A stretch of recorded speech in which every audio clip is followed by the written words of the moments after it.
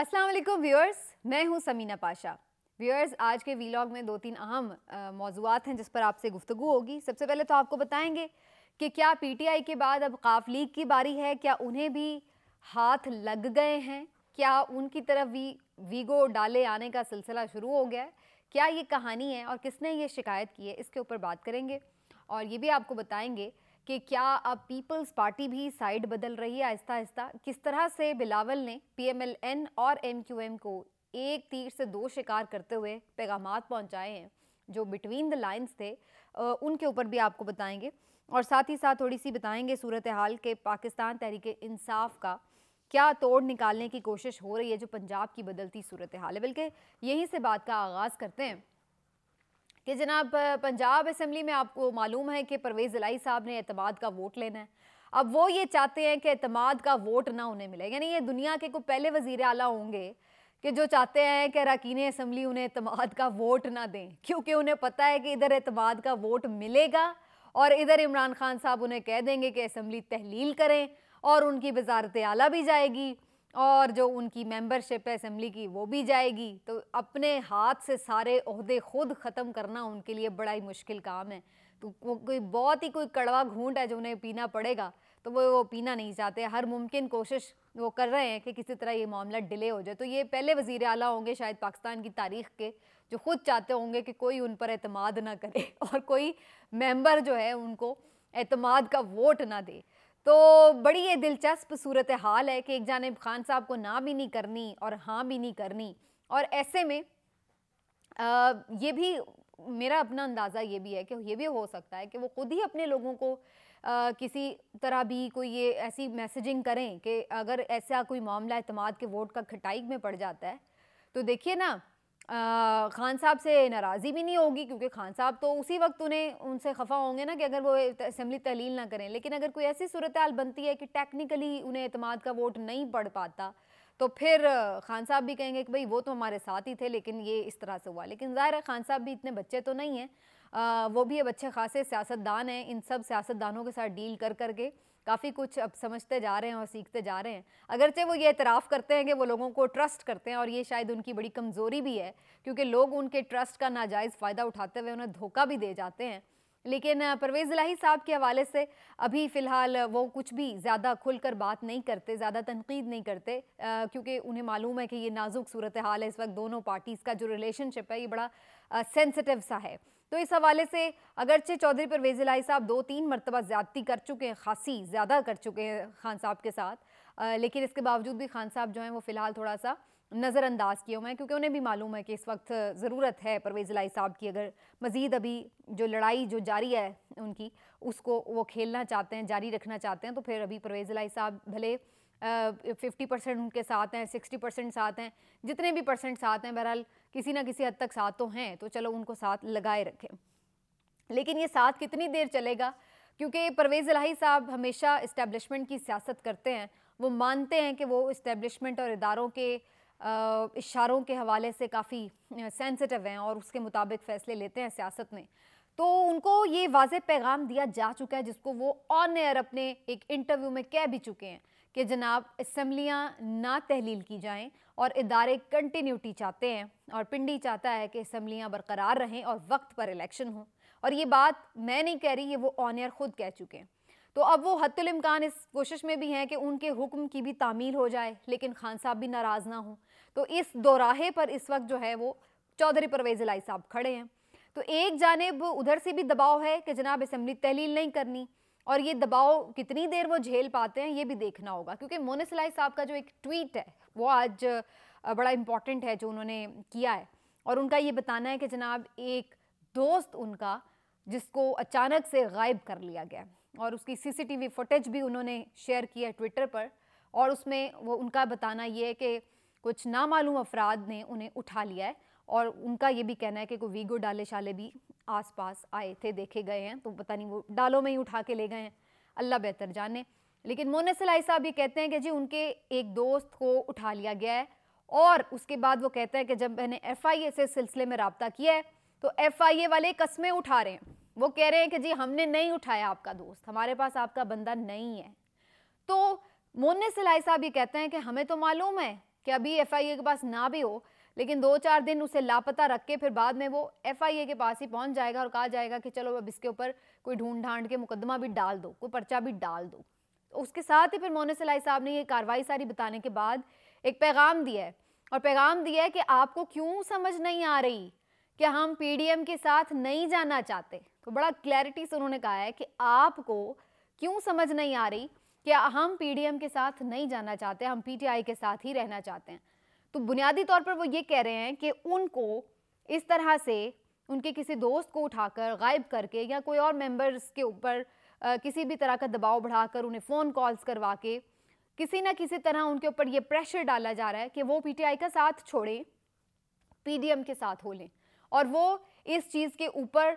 जवाब दे रहे हैं कि भाई हम नहीं जाना चाहते, आप लोग बार बार क्यों हमें कोस रहे हैं। अब इसमें दो बातें। पहली बात तो ये कि जो खान साहब मुसलसल 3-4 दिनों से मैं देख रही हूँ कि मुख्तलिफ लोगों से जो वो मुलाकातें कर रहे हैं उसमें बार बार वो इस चीज़ का इजहार कर रहे हैं कि उनके लोगों को, यानी PTI के भी लोगों को, और अब जैसे मोनिस इलाही साहब ने भी बताया कि जो इस तरफ यानी हुकूमती मेंबर्स हैं उनको किसी ना किसी तरह से फ़ोन कॉल्स के ज़रिए, पैगामात के ज़रिए, लालच के ज़रिए, किसी भी तरह से उन्हें ये तरगीब दी जा रही है कि वो इस इत्तेहाद से निकल कर PDM की तरफ जाएं। तो इमरान खान साहब का मानना ये है कि इस्टेब्लिशमेंट न्यूट्रल नहीं है। इस वक्त भी ये इस्टेब्लिशमेंट भी न्यूट्रल नहीं है, इमरान खान साहब ये कह रहे हैं, क्योंकि उनका ये कहना है कि अगर कोई न्यूट्रल है तो फिर ये पैगामात, ये फ़ोन कॉल्स, ये नामालूम नंबर से कॉल का सिलसिला ख़त्म होना चाहिए। अगर पॉलिटिकल लड़ाई है तो पॉलिटिकल प्लेयर्स हम आपस में खेल रहे हैं, तो फिर अगर कोई ए पॉलिटिकल है तो वो फिर ए पॉलिटिकल रहे। अगर वो न्यूट्रल रहना चाहते थे तो अब न्यूट्रल ही रहें, फिर ये काम ना करें, अब अपनी ख्वाहिशात ना बताएं कि वो चाहते हैं असम्बली चले या ना चले। तो इमरान खान साहब का ये मानना है, उन्होंने अभी ये ताज़ा जो मुलाकातें की उसमें वो बार बार ये बात कह रहे हैं, और पिछले दिनों KP असम्बली से भी उनके जो कुछ लोग मेंबर्स मिले उन्होंने भी बताया कि 2-3 मेंबर्स को वहाँ पर भी PTI छोड़ने के लिए दबाव डाला गया है। तो अभी मोनिस इलाही साहब ने भी अब इस बात की एक तरह से तस्दीक कर दी है। तो मोनिस इलाही साहब जो इससे पहले हमें ये कहते नज़र आ रहे थे मुख्तलिफ इंटरव्यूज़ में कि जनाब इस्टेब्लिशमेंट के हवाले से जो PTI का मौक़िफ़ है वो उसके साथ उसके हामी दिखाई नहीं दे रहे थे, लेकिन अब ऐसा बज़ाहिर नज़र आ रहा है। और खान साहब ने बड़ी अच्छी मौके पे बात की थी कि अभी बल्कि फवाद चौधरी साहब ने शायद ये बात कही थी कि अभी काफ लीग को इनके हाथ नहीं लगे,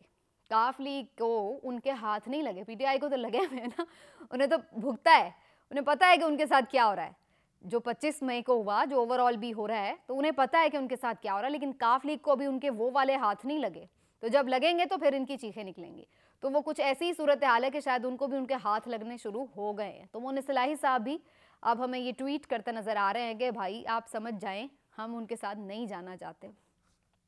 बहरहाल देखते आने वाले दिनों में पंजाब की सूरत हाल जो है वो क्या करवट लेती है, क्योंकि इसके अलावा कि जो लोगों को इधर उधर एतमाद का वोट ना देने के हवाले से बातचीत हो रही है, तो एक तीसरी भी ऑप्शन क्रिएट की जा रही है, और वो ये कि PTI का कोई फॉरवर्ड ब्लॉक बना दिया जाए, कोई नाराज़ अरकान पर मुश्तमिल कोई नया ग्रुप बना दिया जाए। और इसके हवाले से भी खबरें आ रही हैं कि शायद चौधरी सरवर इस सिलसिले में उनकी सरबराही में कोई फॉरवर्ड ब्लॉक बनाकर PTI को तोड़ा जाए।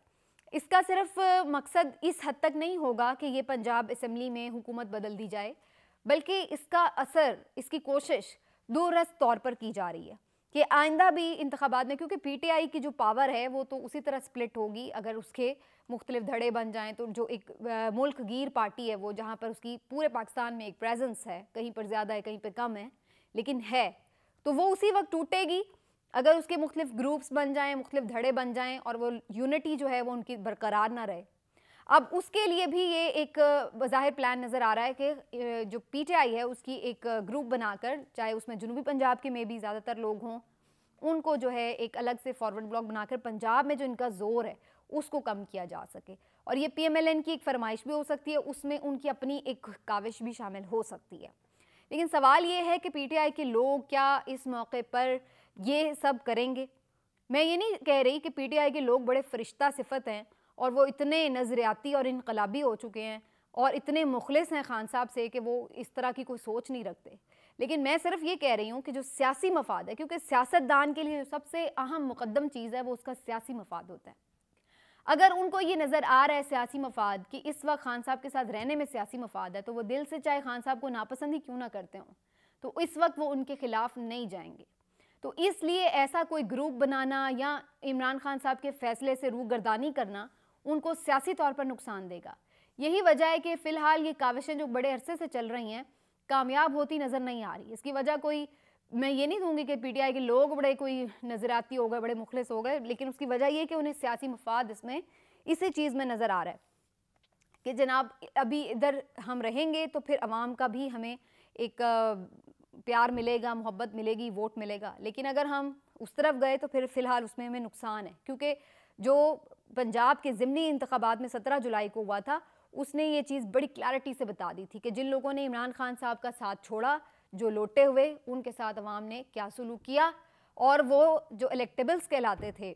उनके साथ अवाम ने क्या किया कि अवाम उन्होंने वो अवाम में जाके कैंपेन्स तक करने के काबिल नहीं थे, वोट तो पढ़ना दूर की बात है। तो यही एक खौफ है जो एक सियासतदान को मारता है, और यही वो खौफ है जिसने अभी तक पीटीआई को जोड़े रखा हुआ है। लेकिन अब देखना ये कि इस सिलसिले में बड़ा अहम फैसला कब किया जाएगा, कब इदारे वाक़तन ये सोचेंगे कि जो भी सियासी जमातों में बनाना तोड़ना, पॉलिटिकल इंजीनियरिंग का भी जो इमरान खान साहब लफ्ज़ इस्तेमाल कर रहे हैं